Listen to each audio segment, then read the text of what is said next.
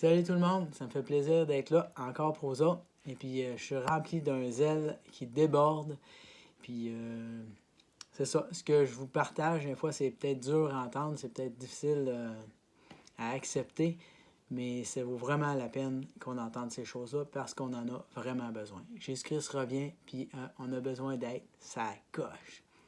Et puis ben là, c'est ça, ce que je vous partage, ça se trouve être comme le dernier de tout ce que le Seigneur avait mis sur mon cœur que je devais vous partager. Et puis ça dit, vrai chrétien, oui ou non. C'est comme un résumé de tout ce que je vais avoir dit depuis tous les petits partages que vous ai offerts. Fait que je commence.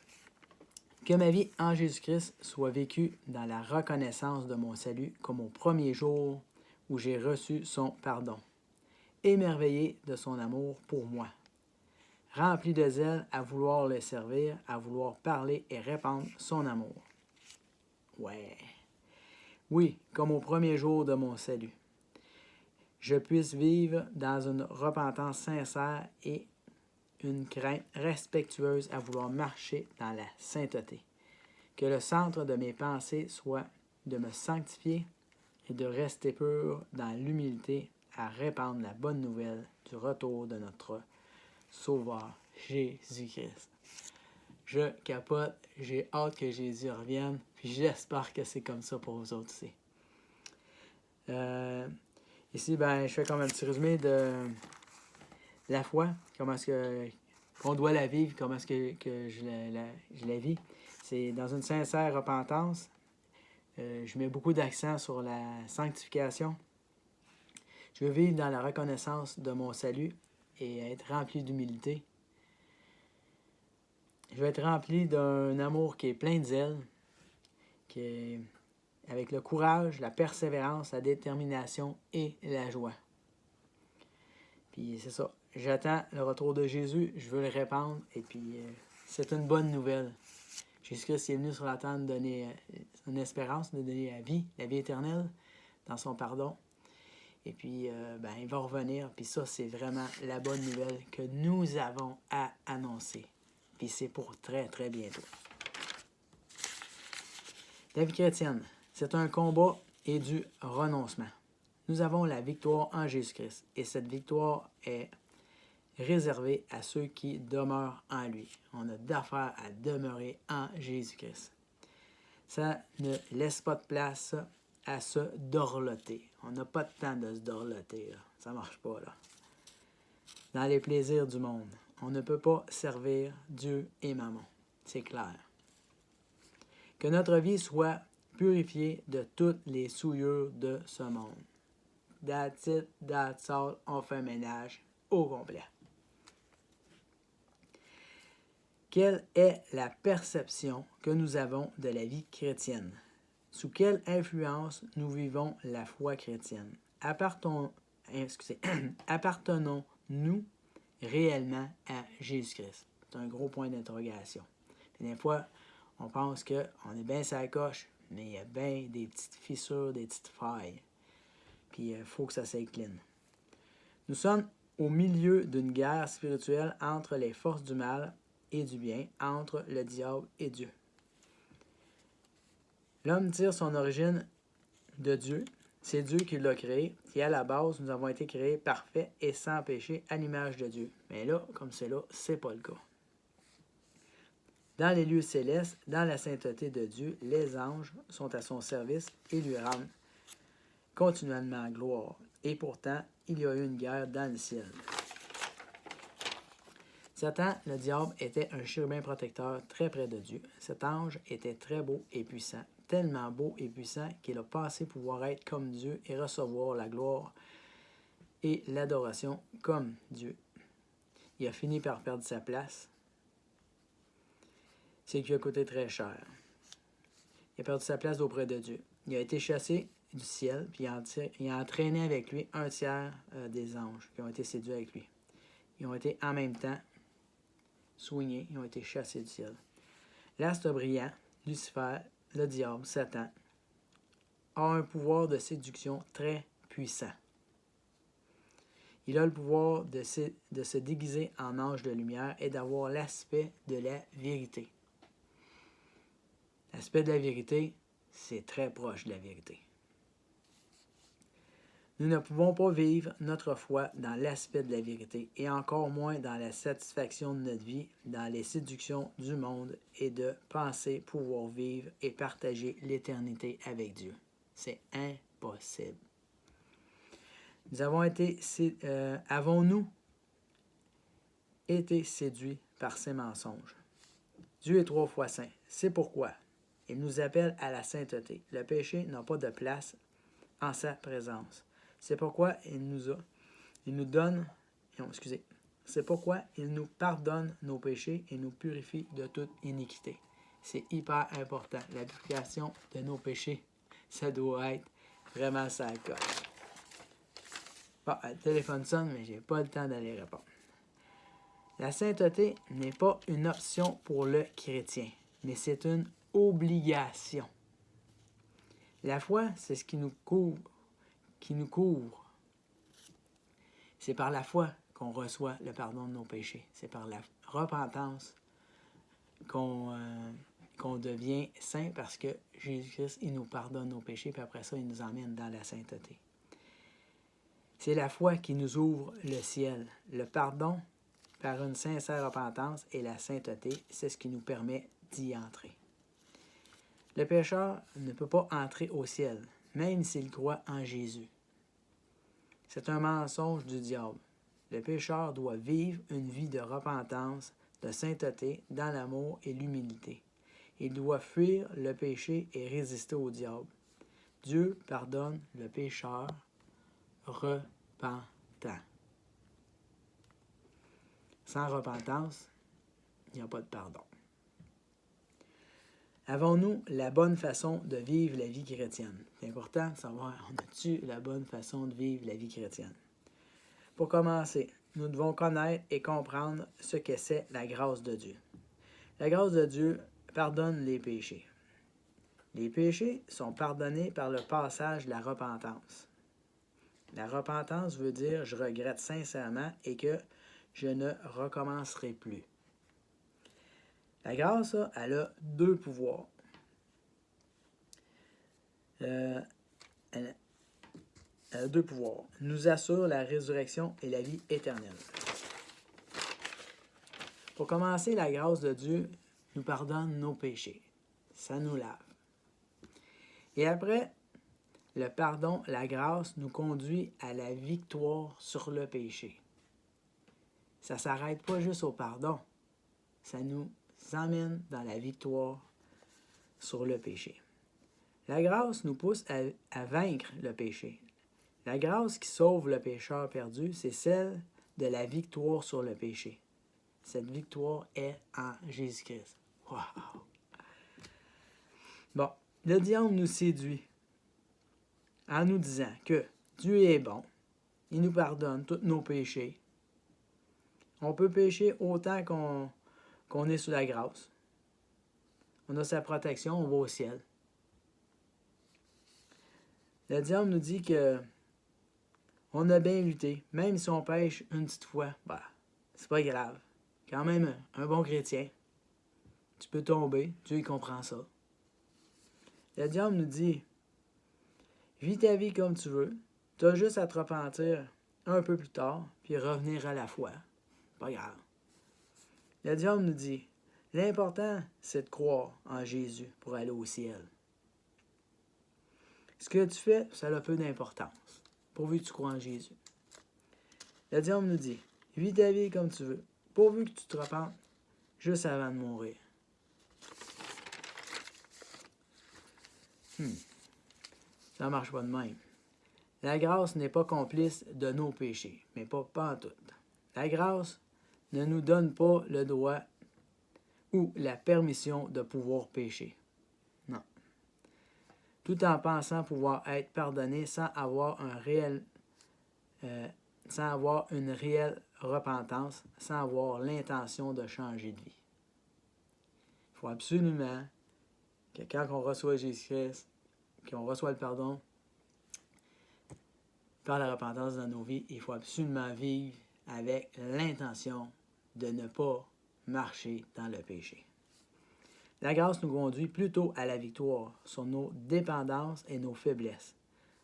Notre Sauveur Jésus-Christ est vainqueur et il est saint. Si tu vis la grâce qui est dans la vérité de Jésus-Christ, si tu demeures sur le chemin de la victoire sur le péché, en Jésus-Christ, la vie éternelle est pour toi. Ça veut dire que tu as compris ce que c'est la grâce de Dieu. Amen. Si tu comprends, c'est quoi la grâce de Dieu, tu vas avoir la vie. La grâce ne te permet pas de pécher. Non, elle ne te permet pas de pécher. La grâce ne te suggère pas de ne pas pécher. Elle t'enseigne à ne pas pécher. La grâce te pousse, elle te propulse dans une victoire, dans la victoire sur le péché. La grâce te guide vers la sainteté, toute pleine. La grâce te transforme le pécheur en disciple de Jésus victorieux. Yes, sir! La grâce nous purifie pour être la sainte épouse de Jésus-Christ. Jésus va revenir bientôt. Puis c'est des élus, des chrétiens mis à part pour la gloire de Dieu qui vont régner avec Jésus. Il faut être sa coche, là.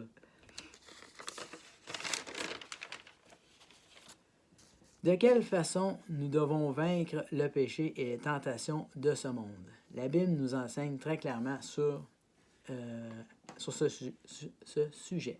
Excusez. Nous devons résister au diable et il fuira loin de nous. On doit résister à nos mauvaises pensées et les chasser au nom de Jésus-Christ. C'est dans notre tête qu'on doit résister au diable. On n'a pas le choix parce qu'on ne peut pas dévisser notre tête. Elle est pris là, c'est pris là. Il faut résister. La Bible nous dit, le péché se couche à ta porte, mais toi domine sur lui. Nous devons fuir devant la tentation. Nous devons fuir le monde et ses convoitises. Ce qui vient à nous comme tentation, ce qui vient à nous comme convoitise du monde, nous devons les fuir. Dieu ne nous commande pas de résister à la tentation. Il nous dit, hey, pousse-toi, sauve-toi, va-t'en de là. On se pousse. On ne reste pas avec les tentations du monde. C'est dans une repentance sincère à ne plus vouloir recommencer et chercher la sainteté et l'obéissance à la parole de Dieu que nous avons la victoire en Jésus-Christ dans notre cœur. Amen. Nous devons être revêtus de la puissance de son esprit par la prière, la lecture, la méditation de sa parole. Et toute notre vie chrétienne, du début à la fin, doit se vivre comme au premier jour de notre salut. Ouais. Nous devons être émerveillés de son amour et de sa grâce, de notre salut, repentants sincèrement et être saints avec une foi remplie d'amour pour répandre la bonne nouvelle du retour de Jésus, ce qui s'accomplira très bientôt. Amen. Soyons fidèles. Soyez bénis dans la miraculeuse grâce de Dieu. Dieu nous aime infiniment et il a mis le comble à son amour. Que nous puissions mettre le comble de notre vie dans la reconnaissance de sa grâce en vivant une vie à sa gloire dans la sainteté. Ouais. Soyez transformés par la grâce de Dieu. Le jour de notre conversion est un jour miraculeux. Amen. Dieu efface tous nos péchés. Ils sont disparus, ils n'existent plus. C'est fini. Au jour de notre salut, Dieu recommence à écrire notre nouvelle vie. Tout ce que l'on fait et même nos pensées. C'est un nouveau départ. Les choses anciennes sont passées et les choses à venir doivent être pour la gloire de Dieu. Tout pour la gloire de Dieu. Le retour de Jésus. Amen. Ça veut dire que nous devons demeurer purs et sans tache en marchant dans la volonté de sa grâce, en reconnaissant nos fautes et en se repentant sincèrement avec la ferme intention de ne pas recommencer. vivant dans la victoire sur le péché, et cette victoire est assurée en Jésus-Christ. Amen. Par contre, si on vit notre nouvelle vie dans la grâce de Dieu en pensant que c'est normal de pécher et que ça nous permet de pécher, ça marche pas.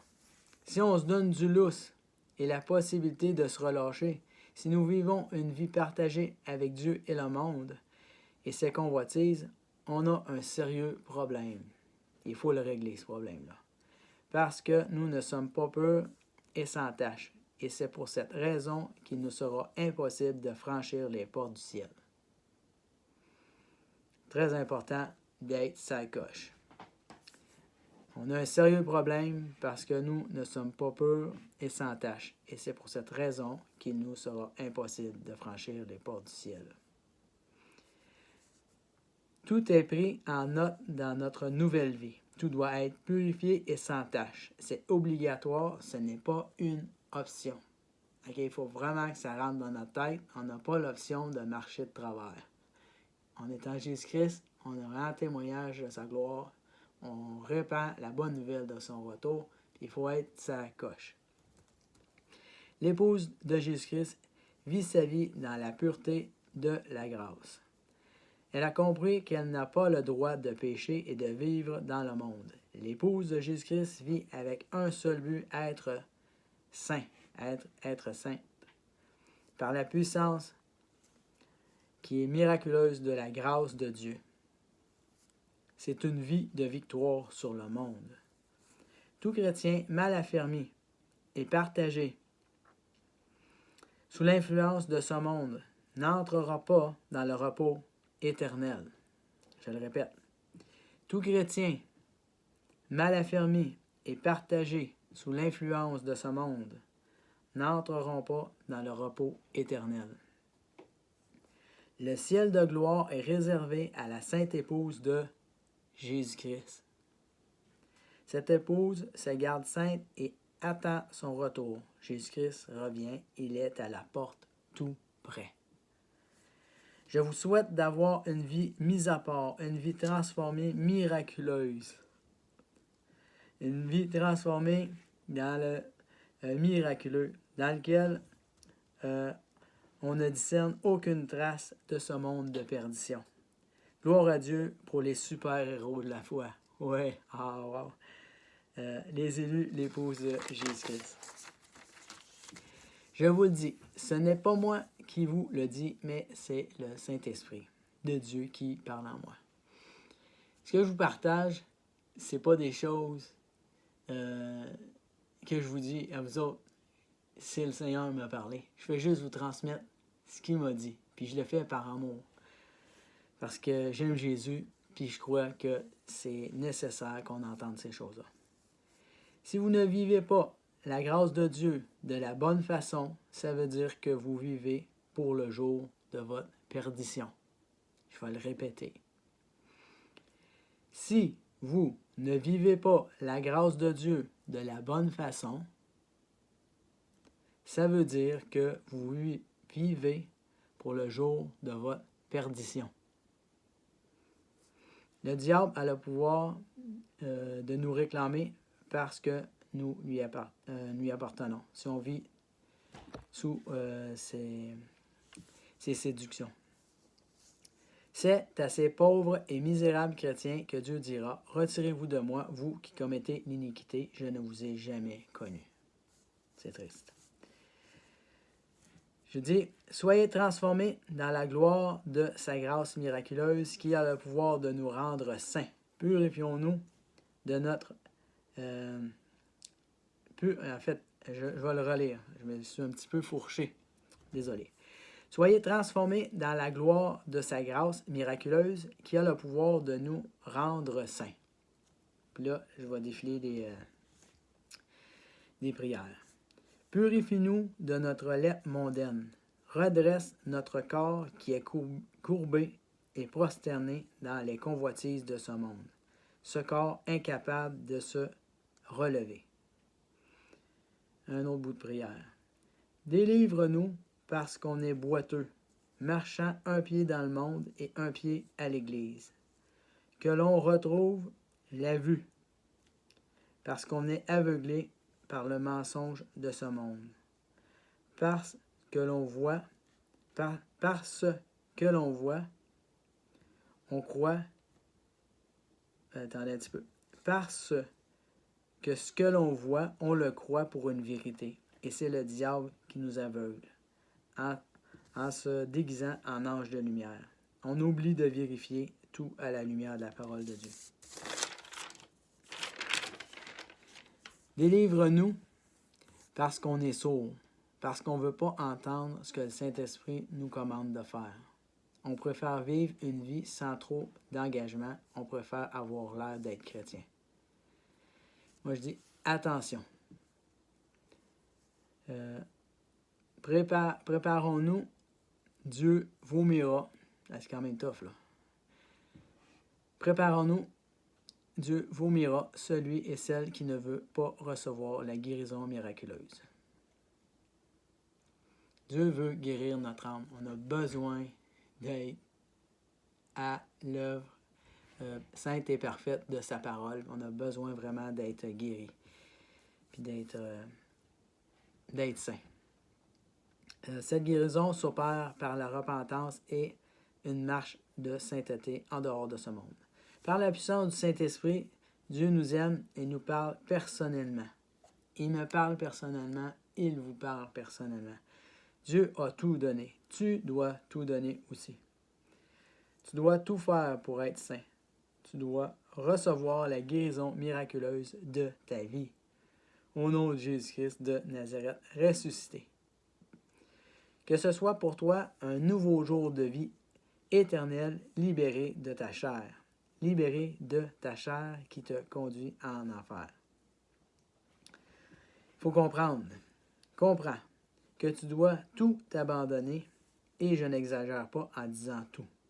Parce que ton âme vaut plus que ce que le monde t'offre. Je vais le répéter là. Ton âme vaut plus que ce que le monde t'offre. Ne t'abaisse pas à vivre ta vie sous l'influence de ce monde, mais reconnais ta nouvelle identité en Jésus-Christ. Sois un élu de Dieu, un super élu de Dieu, mis à part, saint, ça coche, qui attend Jésus. Il revient. Ouh! Wow! Sois un élu de Dieu, saint, mis à part. Jésus revient chercher son épouse très bientôt.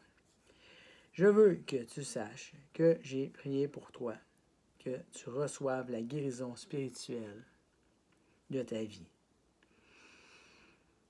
Pour une vie transformée, consacrée et victorieuse. Wow! J'ai été visité par Jésus. J'ai été visité par Dieu. Il m'a vraiment secoué. Il m'a montré que j'étais pas parfait et que j'avais besoin de me consacrer totalement à Jésus-Christ. Il y avait de l'interdit dans mon cœur, puis là, c'est toute partie. Ça coche, je sers Jésus-Christ de tout mon cœur, puis je veux pas de monde dans ma vie. Puis je vous souhaite de vivre cette délivrance-là, parce que cette délivrance-là, c'est la vie éternelle qu'il y a en avant de ça. Parce qu'en arrière de ça, avec les compromis, avec le péché dans notre vie, ben c'est l'enfer. Même si on croit qu'on est chrétien, même si on croit que Jésus-Christ nous pardonne tous nos péchés. Si on vit avec nos péchés dans notre vie, puis on s'illusionne d'être des chrétiens, ça coche. C'est pas ceux-là que Jésus vient chercher. C'est ceux qui sont complètement lavés, purifiés dans la victoire. Wouhou! Merci Seigneur pour la victoire dans ma vie. Puis je te rends grâce, mon Dieu, pour la victoire que tu vas donner à mes frères, que tu vas donner à mes sœurs. Merci Jésus, parce que tu es tout puissant pour accomplir ton œuvre de miracle, de miracle, de miracle. Au nom de Jésus, soyez guéris, soyez transformés par le renouvellement de son intelligence, l'intelligence de Dieu. Ô Dieu Tout-Puissant, donne la sagesse à mes frères et à mes sœurs en Jésus-Christ. Soyez bénis. Puis là, je vais vous laisser une petite lecture ici. C'est dans Apocalypse. Dernier chapitre, 22, 14. Heureux ceux qui lavent leurs robes afin d'avoir droit à l'arbre de vie et d'entrer par les portes dans la ville. Ouh! Et après ça, les petites paroles qui sont dures. Dehors les chiens, les enchanteurs, les impudiques, les meurtriers, les idolâtres et quiconque aime et pratique le mensonge. Moi, Jésus, j'ai envoyé mon ange pour vous attester ces choses dans les églises. Je suis le rejeton de la postérité de David, l'étoile brillante du matin. Et l'esprit et l'épouse disent, viens. Que celui qui entend dise, viens. Et que celui qui a soif vienne. Que celui qui veut prenne de l'eau de la vie gratuitement. Wow! C'est une grâce infinie. Une grâce infinie. Il veut qu'on soit heureux. Il veut qu'on lave notre robe. Il veut qu'on ait part à l'arbre de vie, puis d'entrer dans les portes de la ville. Aïe, aïe, aïe. Mes frères et sœurs, à Jésus-Christ, je vous bénis. Je vous souhaite d'être des super-héros, d'être des élus de Dieu, parce que Jésus-Christ s'en vient très bientôt. Et puis, si vous vivez dans le monde, ben, il y a bien des chances qu'on ne soit pas rassemblés ensemble. Parce qu'il dit, il y a beaucoup d'appelés, mais il y a peu d'élus. Beaucoup, ça veut dire que il y a plus de chances qu'on ne soit pas à bonne place. Fait que assurons-nous d'être des élus, parce qu'il y en a juste un petit peu. Soyez bénis dans le nom de Jésus. Bye. Fait que j'ai peut-être d'autres vidéos plus tard, mais pour les encouragements de ce style-là, je pense que c'est pas mal complet. Fait que je vais avoir peut-être d'autres petites affaires plus tard. Je m'enligne possiblement sur la lecture de l'Apocalypse. Si vous êtes intéressé de venir voir ça avec moi, ben ça peut être intéressant parce que le Seigneur me parle beaucoup. Puis j'ai l'intention de vous bénir au travers de cette lecture-là, du premier chapitre aller au 22e chapitre. Fait que soyez bénis. Bye. À plus dans son amour.